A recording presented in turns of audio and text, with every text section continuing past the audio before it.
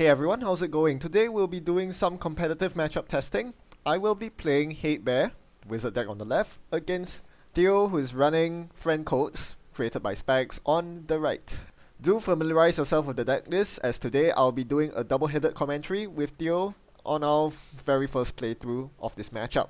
Hope you enjoy our commentary.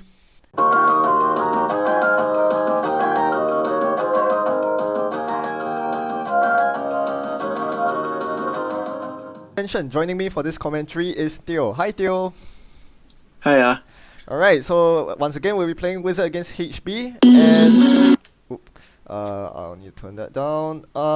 Yes, so in this particular game, I know that you're on Spag's Friends HB, but you don't really know what breed of wizard I'm on. And you keep your opening hand, presumably starting with your first turn of install ice and a campaign and a breakaway grid. So was that what you were looking for in your opening hand? Yeah, obviously I can't remember exactly what I had, but yeah, here I decide to risk the siphon. I mean, it's not a bad choice. There are only two siphons in this deck. Right, and I mean, I think it's fairly bad. Is it? Because you can still duck the siphon by raising the Adonis.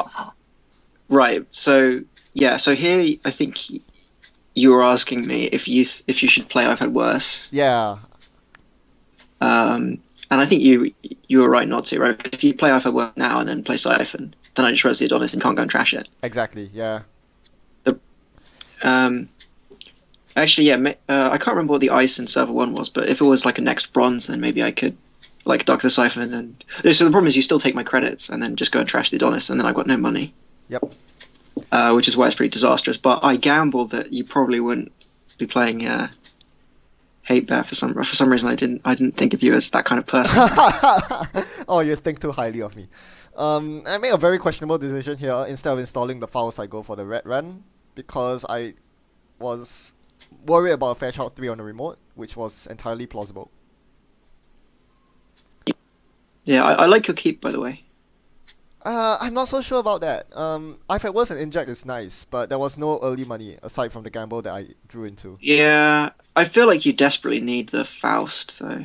Yeah, I think having the Faust here would have probably changed the game. Like if you didn't have the Faust, I would definitely wouldn't have kept it. But like, I see.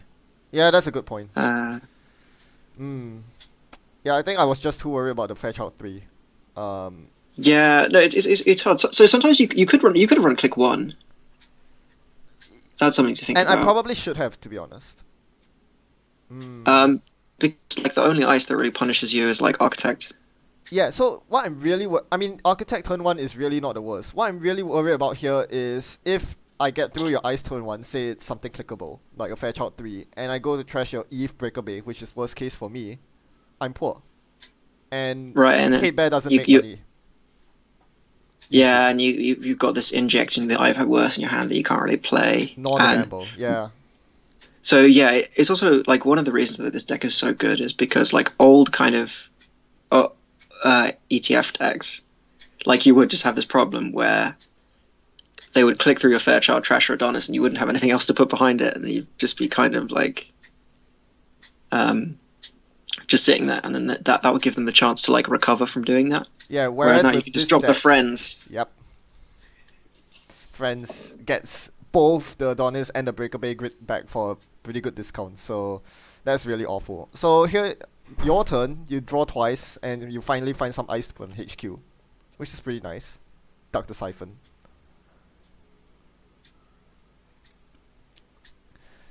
Okay, so what would you do here? I think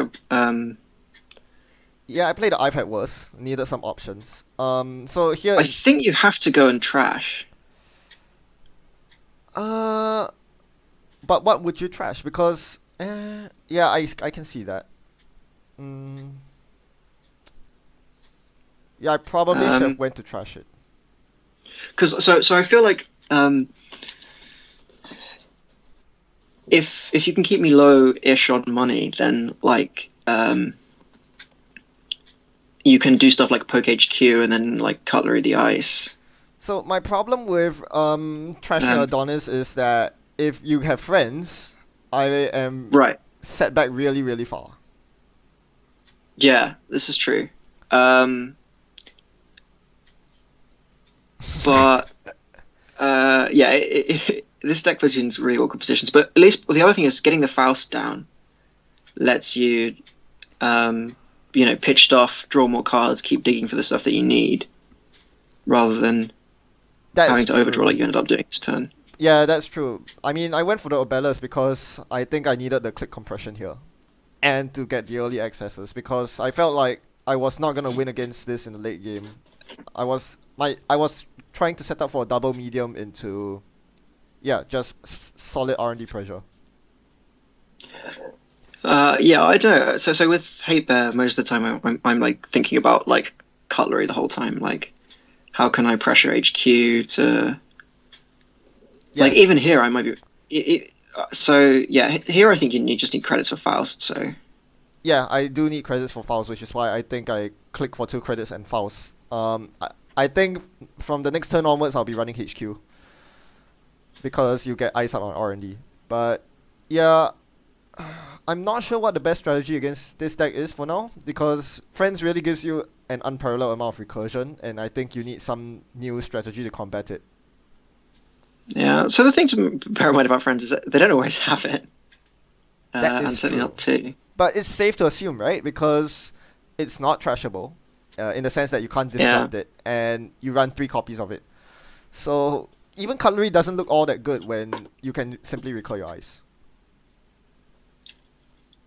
But yeah, I think with Haber especially these kind of like denial decks where often you're like spending your turns clicking for credits. So you have to kind of slow the corp down to that what they're doing isn't more powerful than what you're doing. So I think you have to at least like attempt to contest the econ.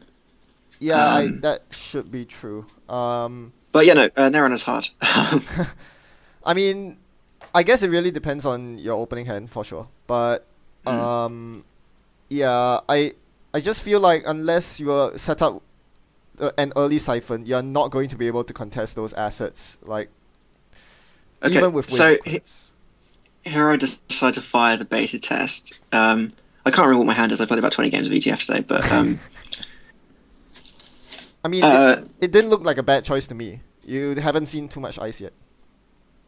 yeah. So the thing to think about is like the value of like giving you 2 points. Like how bad is that at the moment? And I think given that like a large part of my win condition is to try and lock you out, that's probably quite bad. Uh, but yeah, Nah, you did it for I end up having no funsies. regrets. And Yeah, you just did it for funsies. It's fine. So you end up pitching 2 points in archives, which I'll fetch later. And R&D is still open, which means I'm still getting a lot of value out of Obelus. I don't mind that. this is true. Do you kill the Sands on here straight away? Uh, so I think I have to at this point because it's very possible that you have a lot of agendas in hand. So Yeah, especially since you just saw me fire the beta test. That suggests that I'm quite flooded. yeah, and I do have more than 5 cards in hand, so it's fine for me to run and pitch stuff to Faust. Yeah, the Yeah. fact that you fired the beta test early was a good indicator that you had more agendas in hand. Mm. It'd be nice if we could slow down and talk about some of these. Like, so I think a lot of the tough decisions with Hate Bear that a lot of people probably get wrong, and I know it's really hard. Is after Faust. Yeah, it is, Um, and not to mention the money like situation as well. so like you decided to pitch forked there. Yeah, Um, I think yeah. So it's pretty close between pitching forked and pitching deja vu. Obviously, you want to keep the spoon for the Fairchild. That's like the cleanest piece of cutlery that you have. yep, for sure. And I Uh, mean, deja vu is just like at this point I'm still thinking my main win condition is gonna come from siphon and medium. So having yeah, deja vu is better. And this is actually a pretty and safe scoring window for you, right? You can just jam an agenda behind the architect. With no credits, I yeah. can't really run.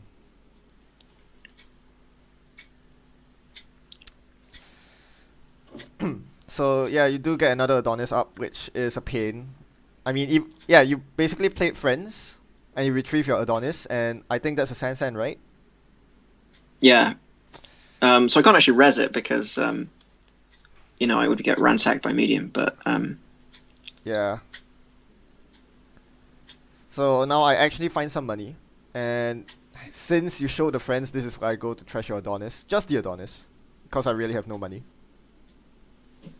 that's interesting. I wonder if I might have launched the archives to get in and trash the Breaker Bay grid as well. But I guess if you're afraid of friends or like a second Breaker Bay grid. But like this makes it Yeah, maybe a little bit too easy to. Okay, so there's the Hades shard. So that's what's gonna like hopefully break game wide open for you if you can like just get like a huge Hades turn where you cutlery ice and. yeah, definitely. Um, but yeah, I ended up playing it in such a way that you could see it coming, which was bad for me. So It's awkward because sometimes you have to, but like here, I draw twice. I see nothing of much value in my hand, so I just lay Laundry Archives and play the Hades shard and give you one whole turn to defend against it. I mean, I even put the medium out, saying, "Hey, I'm going to go for R&D if you don't do anything next turn." yeah. So it's partly because you can't land Siphon, so you're stuck on five. You can't even find Siphon, so you're stuck on 5 cards in hand, Yeah, that's a very big which is problem often. of Hate Bear. Um, Again, like so the my feeling is if you could just pause this video for a second. Yeah, sure. My feeling about my style in Netrunner is always to try and like control the board and like keep the corpse money down and then worry about everything else after that. Um, there's definitely like a point at which you have to transition, but like, so what's your game plan from this point? One other thing to note is that I've drawn quite a lot of cards. I've probably got like some agendas in hand. I haven't Jacksoned. And I've been through almost half my deck, so there's probably like 2 or 3 agendas in hand. I mean, that's true. At this point, poking HQ would be a really good idea, which I really should be doing. Um, on the same note, I am trying to set up my win condition, and at this point, I felt like if I was gonna win, it was gonna be from some line of play like install the second medium, run R&D, use Hades shot, and just keep running R&D from that point on. Yeah, but so you also have to think about like the board state, right? So, um, like you need to be able to keep the corpse money and ice down enough that that's a good strategy. Like in Haber, I find like the medium isn't really like. I don't want to say the medium isn't the win condition, but because obviously it is, but like your like main strategic goal in like the mid game is just try and like poke the eyes, get the reses, like start cutlerying things so that when the medium comes down, it's harder for them to defend against it. Because if you just play medium, well, I've got money and ice, then this doesn't really do anything. But the one major strategic resource that you have, and the thing that I've been thinking a lot about in this matchup specifically is Omar. Like when you want to go Omar, Yeah. because it's really easy for me to like wall off R&D and HQ. Well, relatively easy to the point where you can't like repeatedly medium run. Yep. But it's really hard for me to block off 3 servers, and especially because this deck has kind of an awkward scoring plan with the Sansans and the GFIs and stuff, that it actually takes a really long time to score out. So if you can get that, like one run a turn through a server, then you can like scrape the last agenda points. Yeah. Fair enough. But the problem with Omar is obviously you concede the assets. Yes. So that's like a really interesting timing question. Yeah, I mean, you definitely don't go Omar early. It has to be a point where you say, okay, your money doesn't matter at this point. I can give you the Sands. All I'm gonna do is lock R&D and make sure you have no agendas in hand, and I win. And that's what usually happens when you transition from Wizard to Omar. I think I learned this game that you do need some form of HQ pressure. I didn't run your HQ at all, So I think in our subsequent game, I did run HQ. This wasn't the game. And yeah, that was a mistake. As you said, I think revealing your HQ ice and then potentially going into a cutlery would have been a far better choice. Right. So the thing is that what you want is, so obviously the ultimate goal is to land Siphon. Um, and like if you run R&D and I res that ice, like so this kind of deck has quite a hard time ducking under Siphon sometimes. Mm-hmm. Or if you can like run Siphon and then go and trash the assets that I res to duck the Siphon, that's also a bit like then you can keep me poor, and that's when you can go for your medium.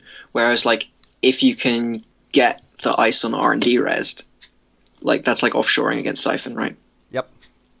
Yep. That's another and bit. so that Right. makes it like much easier to stay on like just about the same amount of credits as your HQ ice costs. Yep. Yeah, that's quite true. By Um, not running HQ and going purely on R&D, I'm actually giving you the chance to manipulate your credit pool. That's a very good point. anyway, so these are all like strategic criticisms, and like in the game, you're obviously quite pressed for time, and you don't have enough time to do everything you want, and so you're kind of forced into a bit of a bad position. But I did actually, I think I came quite close to losing this game. So Yeah, spoilers. and So we'll see how we go. yep. But yeah, a very Um, good point brought up by Theo there for those few viewers who couldn't really follow. What he's basically hinting at is that as HB against Wizard, one of Siphon Wizard for that matter, one of the things you really want to do is to make sure that the combined value of your HQ ice reses plus whatever assets and sand sands you have on the board is roughly equal to your credit pool. That way, when they go in for a Siphon, you can just offload all your credits and deny the Siphon money. Like losing 5 credits at this point is kind of awful, losing 5 credits to Siphon, but what you really don't want is to give Hate Bear the 10 credits for the Siphon, because that means they can start using their paper clips, their black orchestras to just demolish your ice. right, so we could see all the misery you've had clicking for credits this game, and if you just had like it's like an extra couple of like 2 turns worth of tempo, which is like huge. Yeah, which I should be getting with a single click in the form of a count Siphon, but yeah, it just didn't happen. Partially because I didn't draw it, but also partially because Theo did a very good job of walling off HQ and staying on a good credit level where he doesn't have to worry about Siphon causing a huge tempo swing.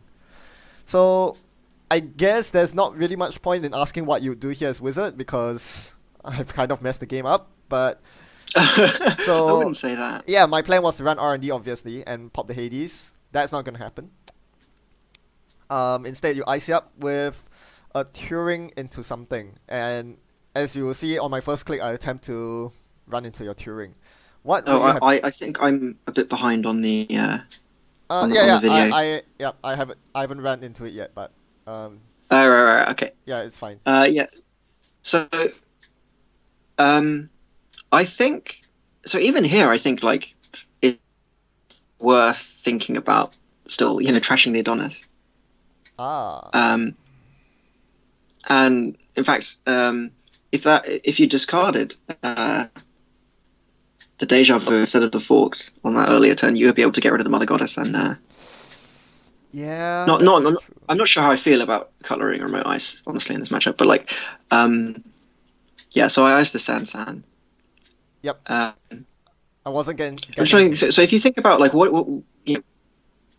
what's the combined res cost of my 4 central ice, and how many it, credits do I have? it could, like, because I know you're playing next ice, it could easily be the case where you have enough money to rest all your central ice. I mean, it could be, say, an Itchy and 3 next ice. That's within 12 credits. Right. That's true. But it's not really the next ice that are the problem, right? It's the because they don't really stop your Yeah, um. at this point, I'm more worried about ice like this one, Turing. Yeah, this ends up being really good for me because you haven't found your Black Orchestra yet, or in fact you have, but I could use Black Orchestra, but I'm just 1 credit short, which is a huge pity. I could pitch it to Faust. well, and yeah, then- yeah. So, I think the sensible decision here would actually be to jack out. oh yeah, Oh yeah. for sure, Yeah, yeah. but I'm too deep in the rabbit hole right now. I mean, And then yeah, you can looking you, back at so it with a clear mind, it's very clear that I should be jacking out here. yeah, because this is how you want to play hate bear, right? You want to bounce off the ice and come back with the cutlery, Yeah. and then so it ends up working out pretty well for you in the end. No, it doesn't. Um, The big problem with this is that I realized at the end of the run I had no clicks left to spend all my cards on, and I didn't have the hand size. oh right, yeah, this is where you pop the Hades, which was an interesting call because you do end up having to discard. It's very polite of you. By interesting, you mean awfully wrong. I have 8 cards in my hand. I have to discard 3 of them. 3 perfectly good cards.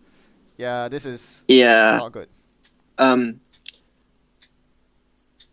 so, for instance, what you could have done here is like um, jacked out and then like drawn up and click for credits and come back next turn with the spoon maybe. But Yep. so you did. The reason I said it worked out pretty well for you is because the inside ice could have been like a Fairchild and it wasn't, and you did end up getting a medium counter. Fairchild is fine. I have a David. I was just really concerned about Ichi, which would force me to ditch my entire hand. I was fine with most of the rest of your ice. Yeah. So, I mean, I did manage to replenish my hand. So next turn, I'm looking for the spoon, as you mentioned. I'm gonna spoon the Turing. Okay, so I just installed a card in server 2. What is it? Um. So it's something on the Sansan. Yeah. Okay, so corporate sales team is a very real possibility. Also could be a global food. That's also possible. And yeah, Yeah. I don't think I would be trying to push this, because I don't really have enough credits to like buy like food here, I mean, especially you with could no just ice leave it HQ. in the server and incubate it for a while. Because, as you said, one of the weird things about this HB deck is that it has a very awkward scoring pattern. And if you can get the extra 1 point by any means, you would. But you are right, I should be thinking about what you could possibly be putting on the Sansan and realize that I should be going for it. So here you do just like make the decision to kind of stop contesting the money, which It's at questionable. this point might best. make. No, I actually think like I it's mean, much yeah, at more some point you defensible have in this to. position Yeah, where that's it's clear that you are going to lose the game, right? Because you are going to lose the race almost like. Yeah. Like if you go and trash here, then because you need your credits to spoon this Turing. Yep, exactly. Um, And clearly you have more econ assets on the table, so there was really no point in contesting it at this point. But yeah, so there's the rebirth. So now you can let the assets go, and I still don't have an ice for archives. Yep. I think one of the mistakes that I made this game was not being as. See, I put third ice on R&D. Oh no, it's second ice on R&D. But yeah, so I don't.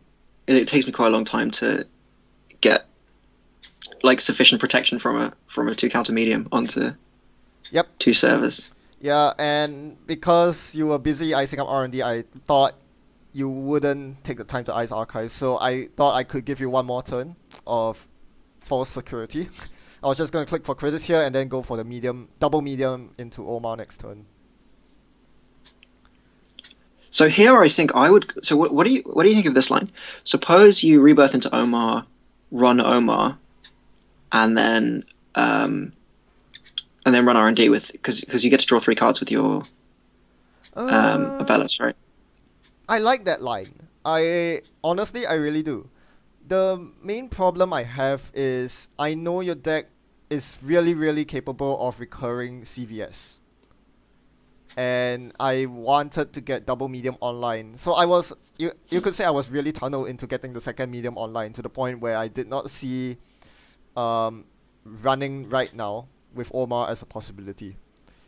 Yeah, no, so the second medium is a consideration, and there is like a bit of a problem that you do have with hate bear where like you're hovering around 0 credits, and you know you need like to get at some point you need to like take a break to get up to like 5 credits so that you can go like spooned and pay. Exactly.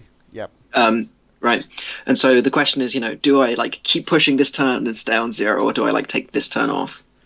Yeah, but you make a good point. That was something I should have considered, because if I draw into 3 more cards, I could possibly draw into something like a day job, which would give me enough credits for the medium and possibly a cutlery.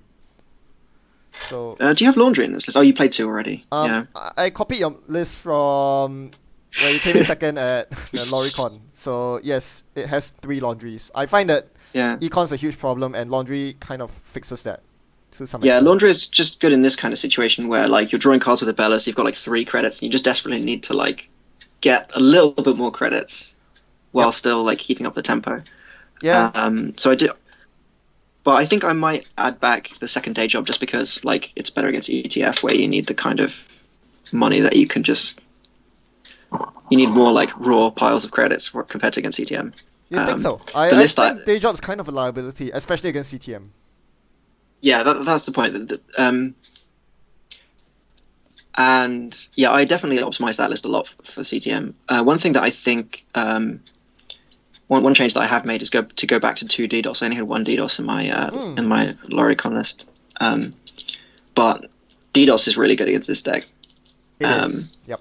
Just because early your ice is so stretched, it's really hard to double ice HQ in time. Or like if I try and do like shenanigans with like a Fairchild protected by a next bronze, so you can't spoon it. Yeah. The big problem with DDoS is, as you will see later, I just don't have the money for it. Yeah, this is just true. And yeah, because one thing to remember is you still haven't drawn a count siphon. Yes, I'm 2/3 of my way through my deck and I haven't found a Count Siphon. Sad times. But honestly, at this point, what's the Siphon gonna do? A bit, I guess.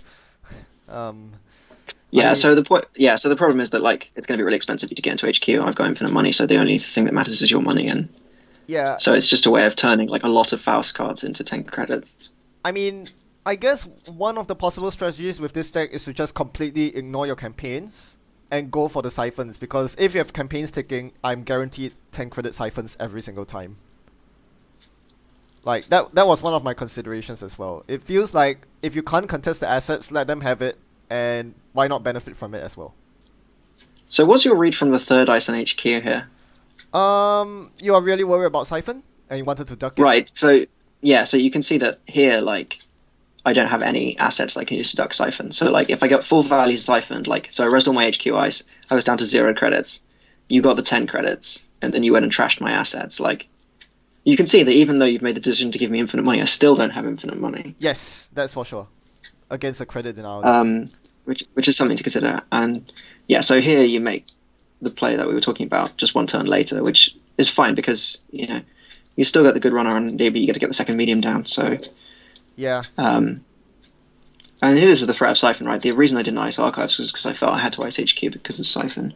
Yep, I think that's perfectly fair. You have to figure that I have siphon by this point, which I don't. Yeah, and so here now you're on 4 points, and suddenly you're in an okay position, right? You got your Bellis cards. Yeah, the big thing is that I have my win condition up. I have my double medium, and your R&D and archives aren't looking very good.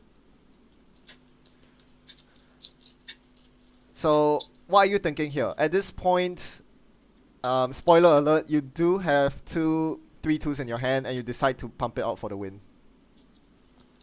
I mean, okay, that makes Yeah, sense. That makes a lot of sense, right?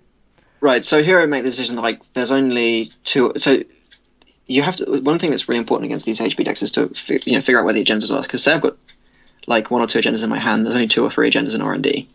So I make the decision that I can just let you go for it here and hopefully not lose, and then push another one off the Sansan.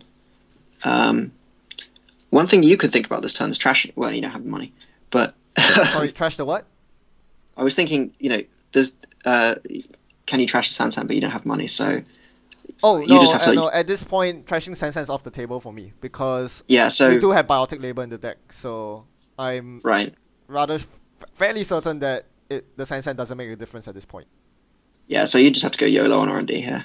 Yeah, so, I mean, Omar R&D click 1 makes a lot of sense, right? You want the card draw ASAP. I suppose you Right. could run directly into R&D instead. Well, you can always do that click 2. Yeah, that's true. The point is saving the Omar run for possibly going to HQ instead of R&D. Right. So here you see the 3 fresh cards. Yes, actually a lot of fresh cards, because I stole the food and you mandatory drew. And So 4 fresh cards. yes, 4 fresh cards, Steel Vitruvius. So now My next R&D run will give me 3 fresh cards, but I also have to consider running HQ here. And yeah, choosing between the two is actually really, really difficult, especially when I've used my Omar run already. Yeah, you just got to consider like the. I mean, there are literally hundreds of permutations of what the HQ ice could be. Yeah, I mean, Um, it's particularly difficult with this matchup because running the servers in the wrong order can have very punishing effects because of the way next ice stacks. right. Yeah. So you got to think. So what you can. So you got 10 cards in hand. Yep. So if you run R&D, you see 3 fresh cards. Mm-hmm. And you could potentially even, depending on what the outside ice is, run 2 or 3 more times. So see between 5 and 7 fresh cards. The problem with that is Um, that sooner or later I'll hit a CVS, and whereas, that kills me. Like, sorry, CVS is just really on my mind right now because I know you haven't drawn it. Otherwise, it would have gone on the table somewhere. yeah. So you know that's definitely there. On the other hand, you also know that so the other thing to think about is whether this is the last turn of the game or not. You know, whether you decide that you have to win this turn or you lose, or whether there's a chance that you have to worry about your board state beyond this turn. Because Yeah. So if it's just this turn, then you don't have to worry about CVS that much because like you could win on those 3 accesses or 5 accesses or whatever in which you hit the CVS. Like the fact that you lose your medium counters doesn't matter as much.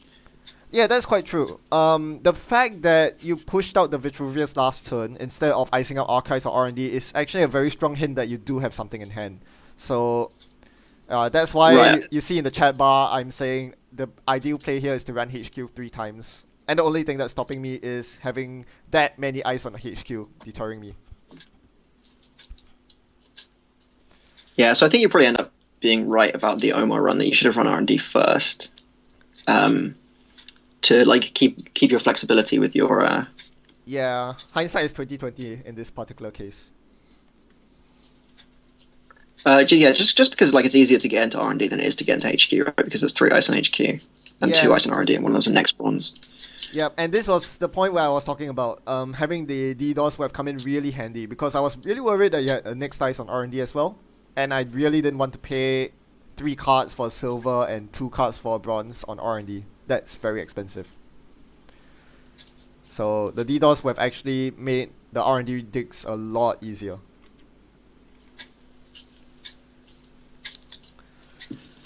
So yeah, at this point I'm just debating. I mean, I have to run 3 times here. It's between R&D and HQ. And I kind of figured that you had to have the agenda in hand. And I knew that if I could fetch it, well, I basically win.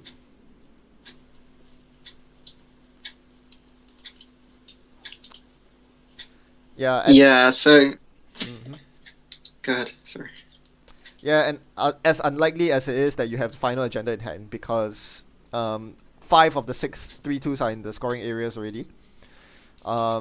The fact that you pushed out the Vitruvius was a very strong hint, so this is why I ended up making the decision to go for HQ. I mean, at this point, what's the worst that could happen? uh, I do have 10 cards. At least that's what Yeah, I so said the to question myself. the question is how many times do you end up being able to run HQ? Yeah, that's something I didn't really consider. Um, Again, next dice is deceptively taxing. It wasn't until I got through the entire server that I realized just how taxing a server could be. So we start with a Fairchild 3, and I knew I had to conserve my David tokens here because you haven't shown your other Fairchild. It could be on HQ, it could be on R&D. I needed David. So this is where I just... right, and then the second time, you like if you want to go HQ again, you can Yep.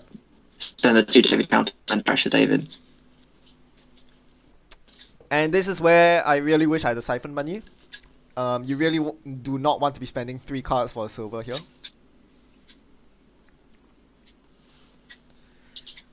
And yep, that's next bronze. So the fact that you had 2 next size on HQ was a huge bummer. Not gonna lie. So now HQ costs me 6 cards to get through, plus a Fairchild 3. So that was really not looking good at this point.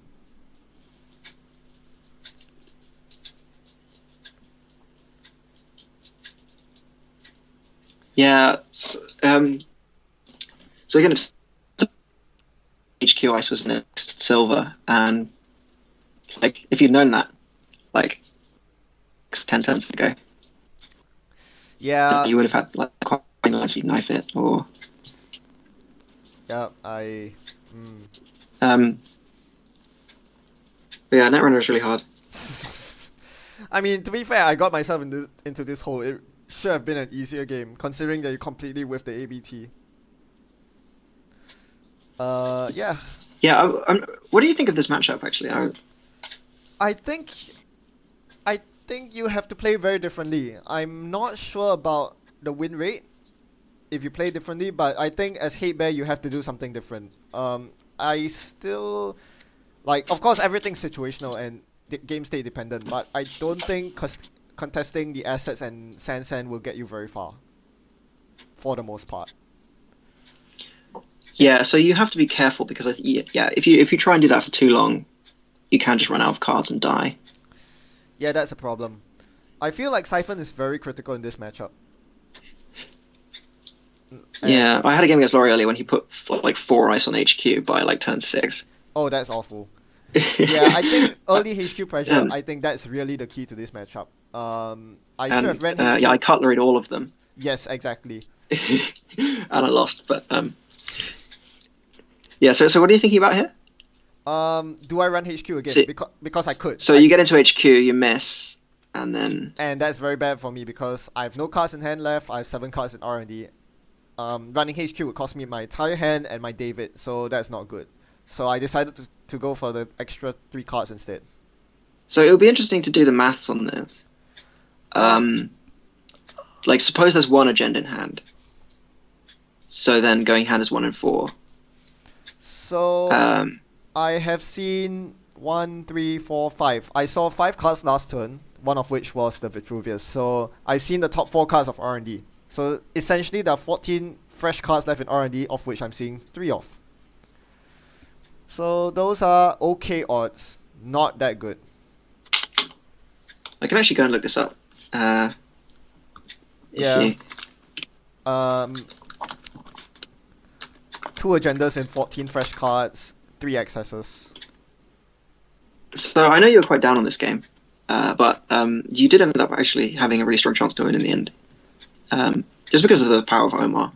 And double medium, which I And, still strongly feel is the way to go, the win condition. Yeah. I'm So looking actually, for. yeah, I think that turn that you clicked for credits might have been the right play. Ah, that's interesting. Yeah, I mean, we've seen a lot of games, both at Worlds and post Worlds, and one thing's for sure, medium is OP. um, double medium is Um, just so good. Your chances of hitting 14 fresh cards, you see 3. Chances of at least one being an agenda is 39.6%. That is still a good fighting chance, more than I thought. Right, especially given that you had, say, the 1 and 4 on HQ as well.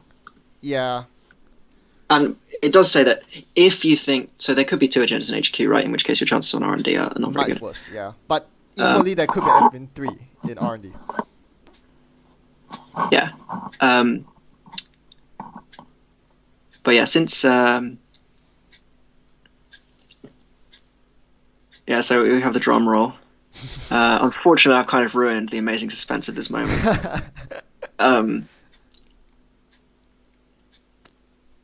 Because you do miss, but it's really it would be really interesting to see if we'd have talked about this game differently. If you had top take the agenda here, that maybe we would have, I would have been talking about my misplays the whole time. Yeah, I don't know. I don't think you misplayed it all that much. You protected HQ when you needed to. Your really only glaring misplay was not having more ice on archives, but Yeah, so I think in the end, what I end up doing is committing too much ice to remotes. I think you can probably get away with just having one remote and playing a bit more slowly. yeah. But it's like, yeah, I mean, the thing is, once you get away with the triple campaign, that turn when you manage to friends in high places all your assets, I was not going to be able to contest Sands. If I did, if I did contest unrest Sansans, you would just simply recur them, and Oh, you obviously can't contest on Red Sansan. yeah, which is a huge problem. Like usually trashing Sansans is the way to go against decks like CTM or normal HB with only one Sansan, but you really can't. You will just run out of steam. Yeah, so I think the way to go is to like not worry too much about Remotes. their points. Yeah. Although the fact that I was on 6 points obviously made a huge difference in this game, but Yeah, of course. but the so if the reason that Sansan's such a big problem, and again this is a bit of a digression, but the reason that Sansan is such a big problem for CTM that you have to trash it on site is because, obviously if CTM scores an Astro off a Sansan, Or then they can breaking use that news. Astro. Yeah. Then they can use that Astro token to score out a Beal. They can score out a breaking news from hand, and then they can EOI the breaking news for a food, and they've won, right? So The if they Astros can were get an 5 Astro, points. Yeah. right? If they can get that Astro out off a Sansan, again, so especially specifically as hate bear, because you're going tag me against CTM, that you can't let them get the Astro, because if they do, then they have they can just win. Yep. And there's not a whole lot you can do to interact with it. You just have to race it. So that's why that Sansan's so important against them. Whereas as ETF, you can just kind of leave it, and then if they res it and they decide to spend, because their credits really matter a lot, because they don't have sweeps for 20, and yeah, so then you can just leave it until it gets resed. Yeah, and then trash it. But yeah, here we definitely saw the power of Friends in High Places, because it made it so difficult for you to contest the assets. But also we saw that money isn't everything in Netrunner. And sometimes you have lots of money but a gaping hole in archives. And I don't know. I think money is everything. I spent like 3 or 4 turns worth of clicking for credits this game. One siphon would have changed everything around. Which, by the way, I still did not draw. both siphons in the bottom 7. That's amazing. Yeah, I need to rewind this. This is absolutely amazing. No blue cards at all. I mean, it wouldn't have made a difference towards the end because you played around it very well. But Does Spoon count as a blue card? I'm inclined to say no here, even though it's a bit turquoise and stuff. Let us know in the comments whether a Spoon is a blue card. So good. Yep. Yeah, so this is basically a very difficult deck to deal with. I mean, one of the defining characteristics of Hate Bear is you use Cutlery to remove ice, you use your Wizard credits to remove assets. Friends in High Places just counters all of that, and a lot more. So I was just thinking trying to think if there's any kind of changes that we can make to this Wiz deck to see if what you can do to try and improve this matchup. Yeah, I don't know about the list, but what I do know is that I think you do want to switch up your strategy a bit. It really has to be a lot more on central pressure, especially HQ. Yeah, I mean, again, it's all about timing, but I definitely think so. If you're watching this video and losing to ETF a lot and wondering, what do I do to beat this? Ben, do you have any thoughts? I'm asking myself that question right now. Against this particular breed of ETF, I'm not very sure. I guess one good tech card, as James pointed out to me, is Southside Slums, because that kind of neuters Friends in High Places a wee bit. Yeah, and so specifically, I think I've been trying out Temujin Wizard with Slums and Yogg Net Ready Ice Carver blanking a lot of the ice is a really big deal. Because if they're on 3 Fairchild, 3 Next Bronze, and Mother Goddess, so that's 7 of their ice that don't do anything once you get your suite set up. Yep. So that lets you just kind of stay on top of them, and so I think that matchup is quite strongly favourable for Temujin Wizard. Yep. Although you can still lose. I mean, Fairchild is a giant pain in the neck in the late game. But yeah, the problem with Temujin Wizard in general is you are very weak to early rush. Like, if they know you're on Temujin, they'll simply rush behind a couple of next ice, and there's very little you can do about that. yeah, you can sometimes lose because you just didn't find your breakers.